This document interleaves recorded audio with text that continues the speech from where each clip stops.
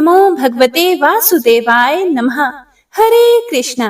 हे प्रिय भक्तों, आप सभी का संगीता धर्म सागर चैनल में दिल से स्वागत है। आज निर्जला एकादशी के व्रत का पारण का दिन है। मतलब कि जिन्होंने कल एकादशी का व्रत किया था वे भक्त जन आज व्रत खोलेंगे। तो आज का दिन बड़ा ही शुभ है। एकादशी पारण के दिन तुलसी माता और लक्ष्मी माता की कथाओं को सुनने से ही व्रत पूर्ण माना जाता है। तुलसी माता को हरि प्रिया भी कहा जाता है। जितना भगवान श्री हरि विष्णु सोने, चांदी, हीरे, मोती और रत्नों से प्रसन्न नहीं होते, उतना सिर्फ तुलसा दल से प्रसन्न हो जाते हैं। सच्ची श्रद्धा भाव से तुलसी दल भगवान विष्णु को अर्पित करने से मनुष्यों के सभी संकट कट जाते हैं और मनोकामनाओं की पूर्ति होती है। तो सभी भक्तजन प्रेम से बोलिए, गौरी पुत्र गणेश भगवान की जय। बोलिए लक्ष्मी नारायण भगवान की जय। ओम नमः शिवाय। एक बार भगवान विष्णु जी शेषनाग पर बैठे बैठे उदास हो गए और धरती पर जाने का विचार बनाया। धरती पर जाने का मन बनाते ही विष्णु जी जाने की तैयारियों में लग गए। अपने स्वामी को तैयार होता देखकर लक्ष्मी जी ने उनसे पूछा कि हे स्वामी, आप कहाँ जाने की तैयारी में लगे हैं? जिसके उत्तर में विष्णु जी ने कहा कि हे देवी, मैं धरती लोक पर घूमने जा रहा हूँ। यह सुनकर माता लक्ष्मी जी का भी मन धरती पर जाने का हुआ और उन्होंने श्री हरि से इसकी आज्ञा मांगी। लक्ष्मी जी की प्रार्थना करने पर भगवान विष्णु जी बोले कि आप मेरे साथ चल सकते हो, लेकिन एक शर्त पर। अगर आप धरती पर पहुंचकर उत्तर दिशा की ओर ना देखें तो तभी मैं आपको अपने साथ लेकर जाऊंगा। यह सुनते ही माता लक्ष्मी जी तुरंत हाँ कर देती हैं और विष्णु जी के साथ धरती लोक पर जाने के लिए तैयार हो जाती हैं। माता लक्ष्मी जी और भगवान विष्णु जी सुबह सुबह धरती पर पहुंच गए। जब वे पहुंचे तब सूर्य देवता उदय हो ही रहे थे। कुछ दिनों पहले ही बरसात हुई थी, इसीलिए धरती पर चारों ओर हरियाली ही हरियाली थी। धरती बेहद ही सुंदर दिखाई दे रही थी। इसीलिए माँ लक्ष्मी जी मंत्र मुग्ध होकर धरती के चारों ओर देख रही थी। माँ लक्ष्मी जी भूल गई कि पति को क्या वचन देकर साथ आई है। अपनी नजर घुमाते हुए उन्होंने कब उत्तर दिशा की ओर देखा, उन्हें पता ही नहीं चला। मन ही मन में मुग्ध हुई माता लक्ष्मी जी ने जब उत्तर दिशा की ओर देखा तो उन्हें एक सुंदर बगीचा नजर आया।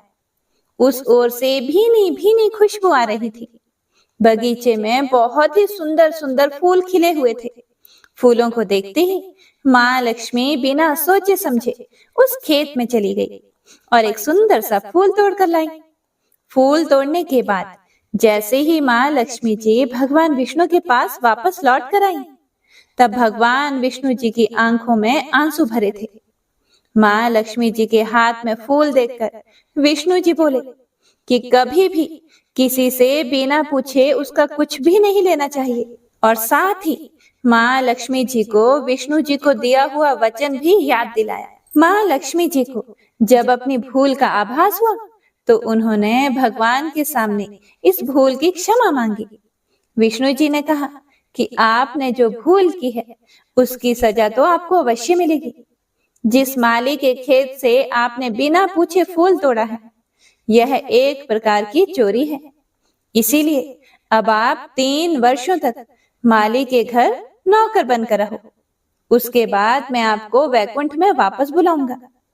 भगवान विष्णु जी का आदेश मानकर माता लक्ष्मी जी चुपचाप सर झुकाकर मान स्वीकार किया। जिसके बाद माँ लक्ष्मी जी ने एक गरीब औरत का रूप धारण किया और उस खेत के मालिक के घर गई। माधव नाम के उस मालिक का एक झोपड़ा था, जहां माधव पत्नी, 2 बेटे और 3 बेटियों के साथ रहता था। माता लक्ष्मी जी जब एक साधारण औरत बनकर माधव के झोंपड़े पर पधारी तो माधव ने पूछा कि बहन, आप कौन हो? तब माँ लक्ष्मी ने कहा कि मैं एक गरीब औरत हूँ, मेरी देखभाल करने वाला कोई नहीं। मैंने कई दिनों से खाना भी नहीं खाया।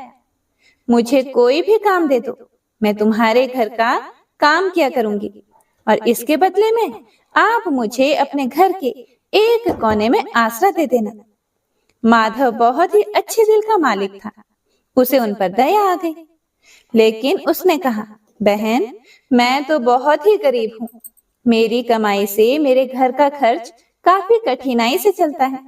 लेकिन अगर मेरी 3 बेटियां हैं, उसकी जगह अगर 4 बेटियां होती तो भी मुझे गुजारा करना था। अगर आप मेरी बेटी बनकर और जैसा रूखा सूखा हम खाते हैं उसमें खुश रह सकती हो तो बेटी अंदर आ जाओ। माधव ने माँ लक्ष्मी जी को अपने झोंपड़े में शरण दे दी और माँ लक्ष्मी जी 3 साल तक उस माधव के घर पर नौकरानी बनकर रही। कथा के अनुसार कहा जाता है कि जिस दिन माँ लक्ष्मी जी माधव के घर आई थी, उसके दूसरे दिन ही माधव को फूलों से इतनी आमदनी हुई कि शाम को उसने एक गाय खरीद ली। फिर धीरे धीरे माधव ने जमीन खरीद ली और सबने अच्छे अच्छे कपड़े भी बनवा लिए। कुछ समय बाद माधव ने एक बड़ा पक्का घर भी बनवा लिया। माधव हमेशा सोचता था कि मुझे यह सब इस महिला के आने के बाद ही मिला है। इस बेटी के रूप में मेरी किस्मत आ गई है। एक दिन माधव जब अपने खेतों से काम खत्म करके घर आया तो उसने अपने घर के द्वार पर गहनों से लदी एक देवी स्वरूप औरत को देखा। जब वह पास गया तो उसे आभास हुआ कि यह तो मेरी मुंह बोली चौथी बेटी यानी वही औरत है। कुछ समय के बाद वह समझ गया कि यह देवी कोई और नहीं बल्कि स्वयं माँ लक्ष्मी जी है। यह जानकर माधव बोला कि हे माँ, मुझे क्षमा कर दो। हमने आपसे अनजाने में ही घर और खेत में काम करवाया। हे माँ, यह हमसे कैसा अपराध हो गया। माँ, हम सबको माफ कर दो। यह सुनकर माँ लक्ष्मी जी मुस्कुराई और बोली कि हे माधव, तुम तो बहुत ही अच्छे और दयालु व्यक्ति हो। तुमने मुझे अपनी बेटी की तरह रखा, अपने परिवार का सदस्य बनाया। इसके बदले मैं तुम्हें वरदान देती हूँ कि तुम्हारे पास कभी भी खुशियों की और धन की कमी नहीं रहेगी। तुम्हें सारे सुख मिलेंगे जिसके तुम हकदार हो। इसके बाद माँ लक्ष्मी जी अपने स्वामी श्री हरि के द्वारा भेजे रथ में बैठकर वैकुंठ लोक चली गई। हे माँ, मेरी नम्र विनती है कि जैसे माधव पर कृपा दृष्टि रखी वैसी ही कृपा दृष्टि हमारे समाज और देश पर रखना। कथा को सुनने वाले, सुनाने वाले और हुंकारा भरने वाले सभी भक्त जनों पर रखना। तो प्रेम से बोलिए लक्ष्मी नारायण भगवान की जय। आइए अब बड़ी ही श्रद्धा और प्रसन्नचित मन से मनोकामनाओं को पूरी करने वाली तुलसी माता की कथा को सुनते हैं।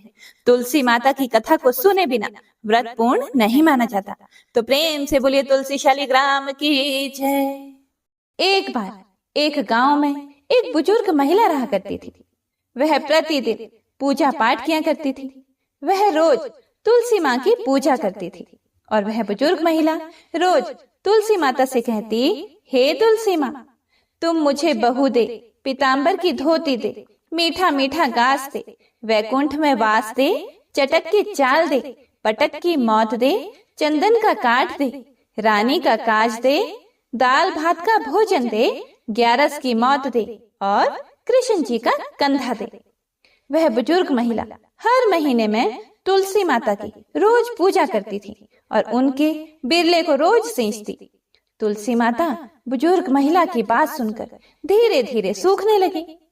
तभी भगवान श्री कृष्ण जी ने देखा कि तुलसी माता सूख रही है और तभी एक दिन भगवान श्री कृष्ण तुलसी माता जी के पास प्रकट हुए और भगवान श्री कृष्ण जी ने तुलसी माता से पूछा, तुम क्यों सूख रही हो? सभी महिलाएं तुम्हारी पूजा करती हैं और तुमको रोज सींचती हैं, लेकिन फिर भी तुम सूखती जा रही हो। इसका कारण क्या है?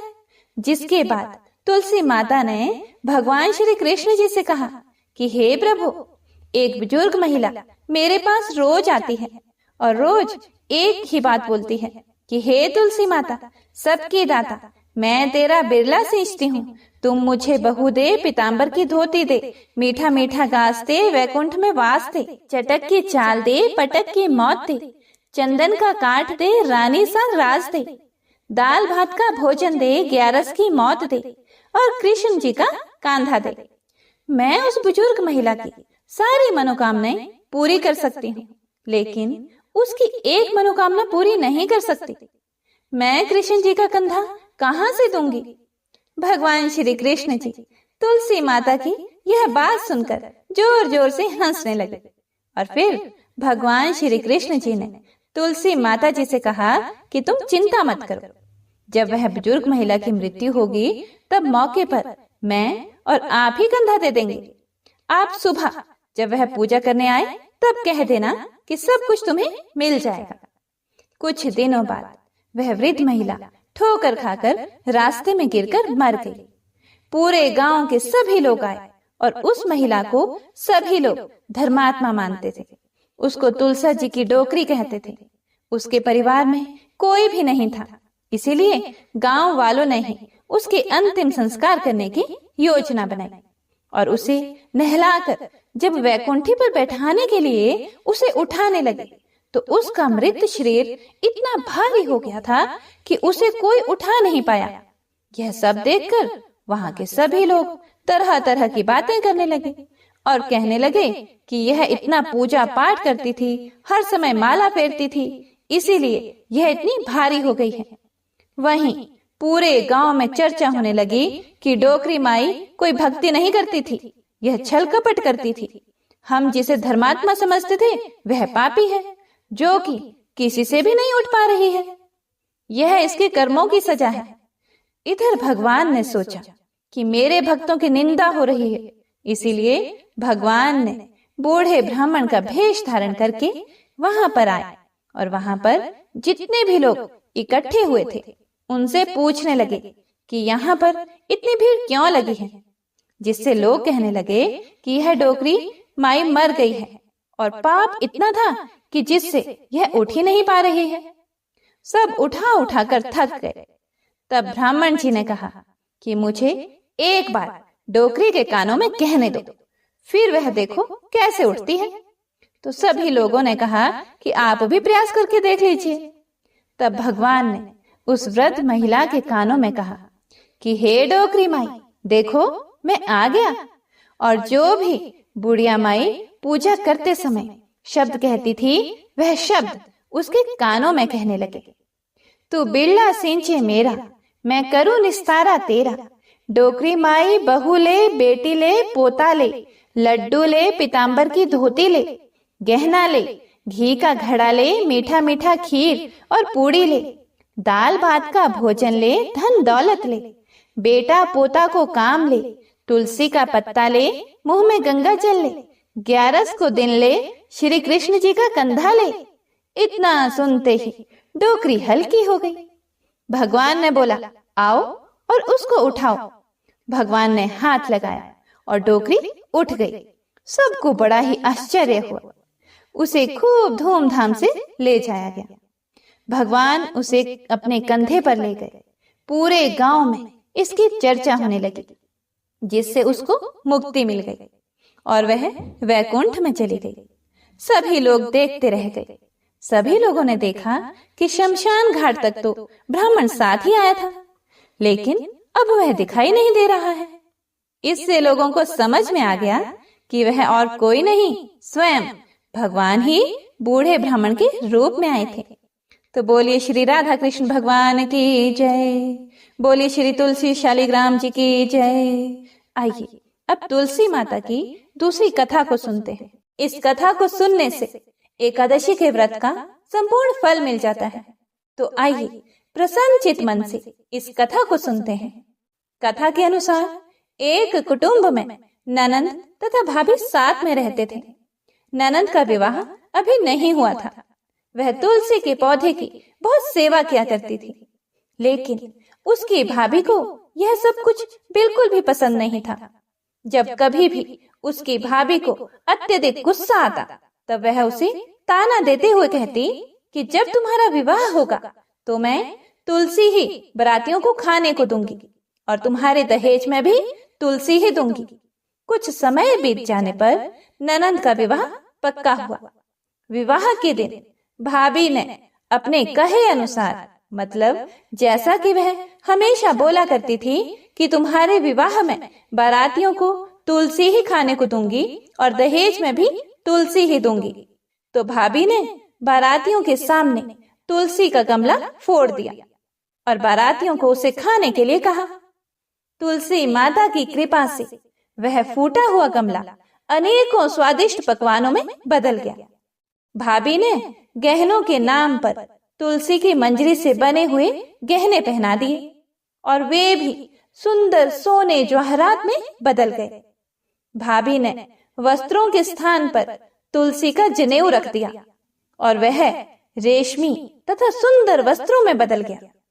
जब ननंद ससुराल पहुंची तो उसके ससुराल में उसके दहेज की बहुत प्रशंसा की गई। जब यह बात भाभी के कानों तक पहुंची तो उसे बड़ा ही आश्चर्य हुआ।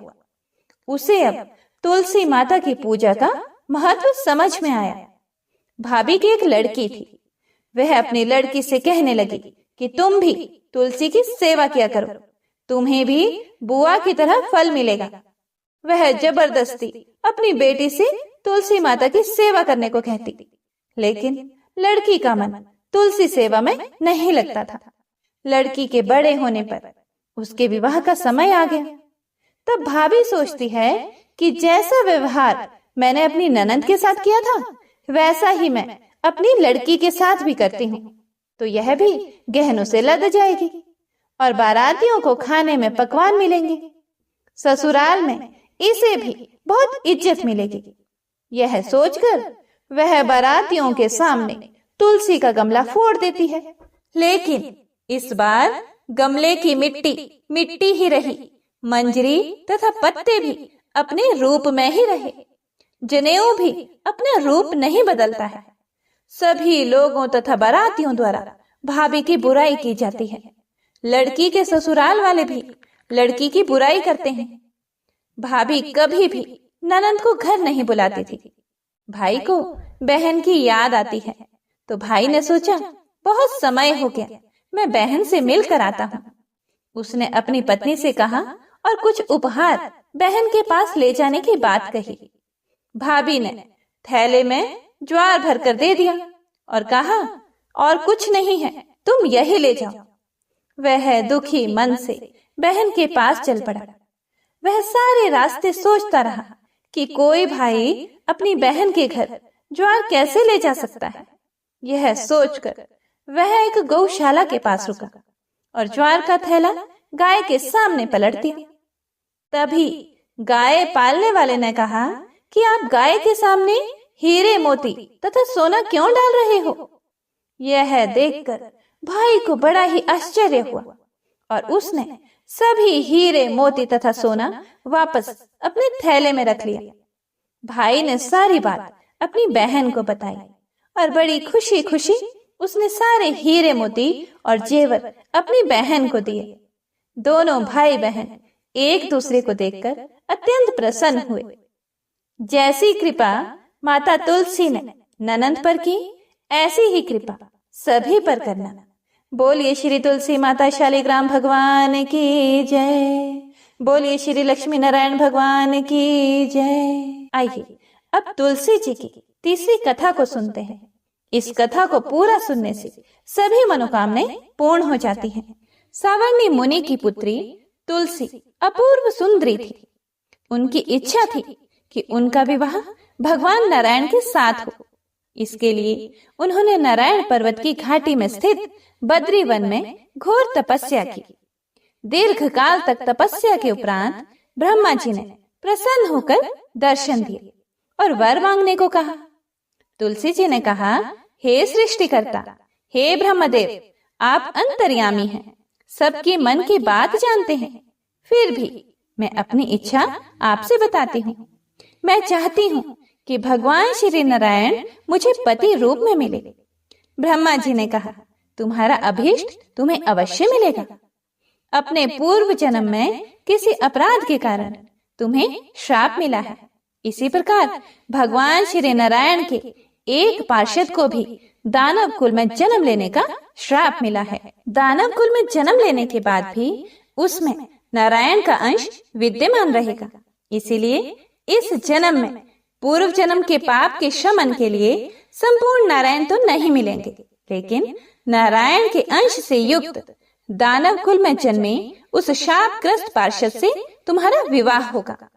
शाप मुक्त होने पर भगवान श्री नारायण सदा सर्वदा के लिए तुम्हारे पति हो जाएंगे। तुलसी जी ने ब्रह्मा के इस वर को स्वीकार किया, क्योंकि मानव कुल में जन्म के कारण उस मायावी भोग को तो भोगना ही था। तुलसी जी बद्री वन में ही रहने लगी। नारायण का वह पार्षद दानव कुल में जलंधर के नाम से पैदा हुआ था। कुछ दिनों बाद वह भ्रमण करता हुआ बद्री वन में आया। यहाँ तुलसी को देखते ही वह उस पर मंत्र मुग्ध हो गया और तुलसी के सामने उसने अपने विवाह का प्रस्ताव रखा। उसने तुलसी जी से विवाह करने की इच्छा प्रकट की। इतने में ही महाब्रह्मा जी भी वहां आ गए और तुलसी जी से कहा, तुलसी जलंधर को देखो, कैसा देवोपम उसका स्वरूप है। दानव कुल में जन्म लेने के बाद भी लगता है जैसे इसके शरीर में नारायण का वास हो। तुम प्रस्ताव को सहर्ष स्वीकार कर लो। तुलसी को भी लगा कि उसकी तपस्या पूर्ण हुई, उसे इच्छित फल मिला है। जलंधर के साथ उसका गंधर्व विवाह हो गया और वह जलंधर के साथ उसके महल में पत्नी बनकर आ गई। जलंधर ने अपनी परम सुंदरी सती साध्वी पत्नी तुलसी के साथ बहुत दिनों तक राज्य किया। उसने अपने राज्य का इतना विस्तार किया कि देवलोक तक उसके अधिकार में आ गया। स्वर्ग का सुख भोगने वाले देवताओं की दशा भिखारियों जैसी हो गई। जलंधर किसी को कष्ट नहीं देता था, पर अधिकार और राज्य छिन जाने से सारे देवता मिलकर ब्रह्मा, विष्णु और शिव जी की सभा में गए तथा अपनी विपत्ति सुनाई। ब्रह्मा जी ने कहा, तुलसी परम साध्वी है, उसका विवाह जलंधर से मैंने ही कराया था। जलंधर को तब तक नहीं हराया जा सकता या मारा जा सकता जब तक तुलसी को ना छला जाए। विष्णु जी ने कहा, जलंधर पूर्व जन्म में मेरा पार्षद था। श्राप के कारण उसे दैत्य कुल में जन्म लेना पड़ा। इस जन्म में भी मेरा अंश उसमें व्याप्त है। साथ ही तुलसी के पति व्रत धर्म से वह अजय है। फिर देवताओं की सहमति से भगवान शिव ने जलंधर के पास संदेश भेजा कि या तो वह देवताओं को राज्य लौटा दे या फिर उनसे युद्ध करे। जलंधर शंकर के पास पहुंचा। उसने कहा, देवाधिदेव, आपके लिए देवताओं का पक्ष लेना उचित नहीं है। राज्य बढ़ाना हर राजा का कर्तव्य है। मैं किसी को दुखी नहीं कर रहा हूँ। देवताओं से कहिए कि वे मेरी प्रजा बनकर रहे। मैंने आपका कोई भी अपमान नहीं किया है। हमारा आपका युद्ध शोभा नहीं देता है। अगर आप हार गए तो बड़ी लज्जा की बात होगी। मैं हार गया तो आपकी कीर्ति बहुत अधिक नहीं बढ़ेगी। भगवान शंकर फिर हंसने लगे। वे तो सब रहस्य समझते थे। तुलसी और जलंधर के पूर्व जन्म के श्राप की अवधि लगभग पूरी हो चुकी थी। फिर शंकर जी बोले, इसमें कीर्ति और लज्जा की बात क्या है? तुम देवों को राज्य लौटाकर उन्हें उनके पद पर प्रतिष्ठित होने दो। युद्ध से बचने का यही एक उपाय है। जलंधर ने कहा, मैंने युद्ध के बल से देवलोक जीता है। कोई उसे युद्ध के द्वारा ही वापस ले सकता है। यह है मेरा अंतिम उत्तर है। अब मैं जा रहा हूँ। ऐसा कहकर जलंधर चला गया। उसने अपनी पत्नी तुलसी को सारी बातें बताई और कहा, कर्म भोग सब काल सूत्र में बंधा है। जीवन में हर्ष, शोक, भय, सुख, दुख, मंगल, अमंगल काल के अधीन है। हम तो केवल निमित्त हैं। संभव है भगवान शिव देवों का पक्ष लेकर मुझसे युद्ध करे। तुम चिंता मत करना, तुम्हारा सती तेज मेरी रक्षा करेगा।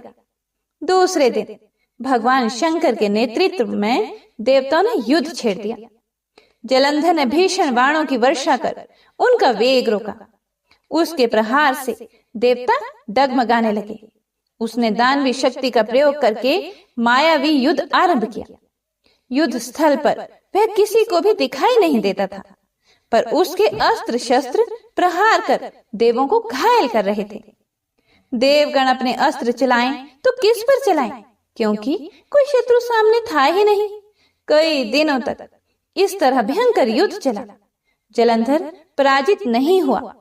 तब शिव जी ने विष्णु से कहा, विष्णु कुछ तो उपाय करो, अन्यथा मेरा तो सारा यश मिट्टी में मिल जाएगा। विष्णु जी ने सोचा, बल से तो जलंधर को हराया नहीं जा सकता, इसीलिए छल का सहारा लेना ही पड़ेगा। उन्होंने तुरंत अपना स्वरूप जलंधर जैसा बनाया और अस्त्र शस्त्र से सुसज्जित हो तुलसी जी के पास पहुंच गए। बोले, प्रिय, मैं युद्ध जीत गया। सारे देवता भगवान शंकर समेत हार गए। इस खुशी में आओ, मैं तुम्हें अपने अंग से लगा लूं। पति को प्रत्यक्ष खड़ा देखकर तथा विजय का समाचार सुनकर वह दौड़कर मायावी जलंधर के गले से लिपट गई। इस प्रकार पति पत्नी दोनों ने आलिंगन होकर खूब खुशी मनाई। पर पुरुष के साथ इस प्रकार के व्यवहार से उसका सती तेज नष्ट हो गया। उसका सती तेज जो जलंधर की कवच के रूप में रक्षा कर रहा था, वह कवच नष्ट हो गया। जलंधर शक्तिहीन हो गया। यह जानते ही भगवान शंकर ने अपने त्रिशूल से प्रहार किया। त्रिशूल के लगते ही जलंधर जलकर भस्म हो गया। जलंधर के मरने को जानकर विष्णु अपने असली रूप में आ गए। सामने अपने पति जलंधर के स्थान पर भगवान विष्णु को खड़ा देखकर तुलसी बहुत विस्मित हुई। उसको पता लग गया कि स्वयं नारायण ने उसके साथ छल किया है। क्रोध में आकर तुलसी जी ने श्राप दिया, एक सती स्त्री का स्तित्व भंग करने के अपराध में तुम हृदयहीन पत्थर हो जाओ। विष्णु जी ने तुलसी के श्राप को शिरोधार्य कर कहा, देवी, तुम्हारे तथा जलंधर के कल्याण के लिए मुझे ऐसा करना पड़ा। तुम दोनों को श्राप मुक्त करना था। तुम भी अब अपना शरीर त्याग कर तुलसी बिरवा के रूप में जन्म लोगी और मेरी पूजा तुलसी दल से होगी। मैं शालिग्राम पत्थर बनूंगा। मेरे शीश पर तुम आदर से विराजमान होंगी। तुम्हारे पति की हड्डियों के चूर्ण से शंख की उत्पत्ति होगी। उस शंख ध्वनि से देवताओं तथा मेरी पूजा आराधना होगी। जहाँ शंख ध्वनि होगी वहाँ मंगलमय मैं विराजमान रहूंगा। तुमने पूर्व जन्म में बद्री वन में मुझे पाने के लिए बड़ी तपस्या की थी। अब अगले जन्म में मैं नारायण प्रस्तर के रूप में बद्रीनाथ वन में स्थापित होऊंगा और मेरी पूजा अर्चना फल फूल से ना होकर तुम्हारी तुलसी दल से होगी। मेरे शीश पर विराजमान होकर तुम मुझसे भी ऊंचा पद प्राप्त करोगे। बोलिए श्री लक्ष्मी नारायण भगवान की जय। बोलिए श्री तुलसा जी शालिग्राम जी की जय। श्री तुलसी महारानी करो विनय सिर नाए, जो मम हो संकट विकट दीजे मात नशाए। नमो नमो तुलसी महारानी, महिमा मित ना जाए बखानी। दियो विष्णु तुमको सन्माना, जग में छाय सुअश्य महाना।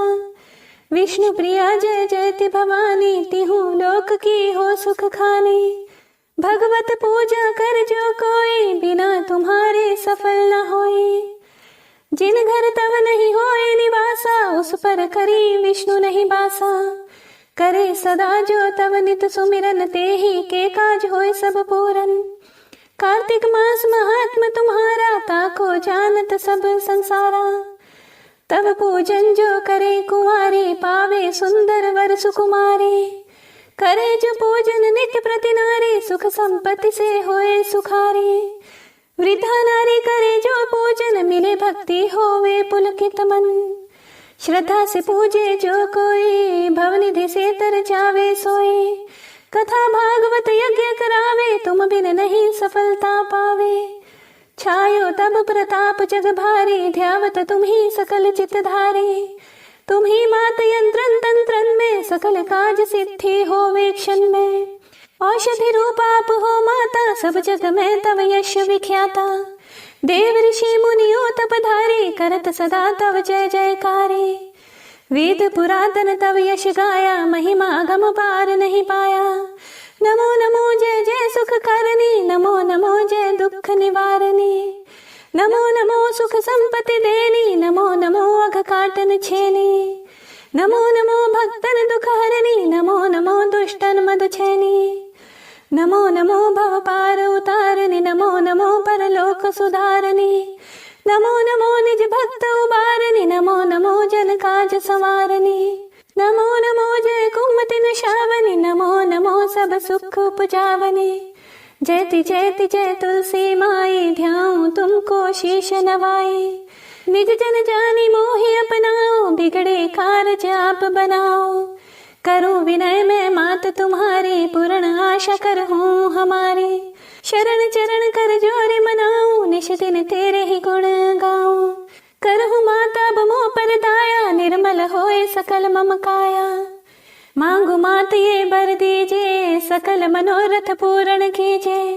जानू नहीं कुछ नेम आचारा, क्षमहु मात अपराध हमारा, 12 मास करे जो पूजा, तासम जग में और न दूजा, प्रथम ही गंगा जल मंगवावे, फिर सुंदर स्नान करावे, चंदन अक्षत पुष्प चढ़ावे, धूप दीप नैवेद्य लगावे, करे आचमन गंगा जल से, ध्यान करे हृदय निर्मल से, पाठ करे फिर 40 की, स्तुति करे मात तुलसा की, यह विधि पूजा करे हमेशा, ताके तन नहीं रहे कलेशा, करे मास कार्तिक का साधन, सोवे नित्य पवित्र हुए जाही, है यह कथा महासुखदाई, पढ़े सुने सो भव तर जाए, तुलसी मैया तुम कल्याणी, तुम्हारी महिमा सब जग जानी, भावना तुझे मानित नित ध्यावे, गागा कर्मा तुझे रिझावे, यह श्री तुलसी चालीसा, पाठ करे जो कोई,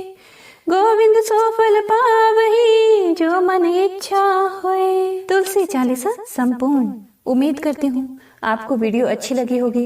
अच्छी लगी हो तो इसे ज्यादा से ज्यादा शेयर कीजिएगा, और अगर आप चैनल पर नए हैं तो चैनल को सब्सक्राइब जरूर कीजिएगा। धन्यवाद। आपका मंगल हो।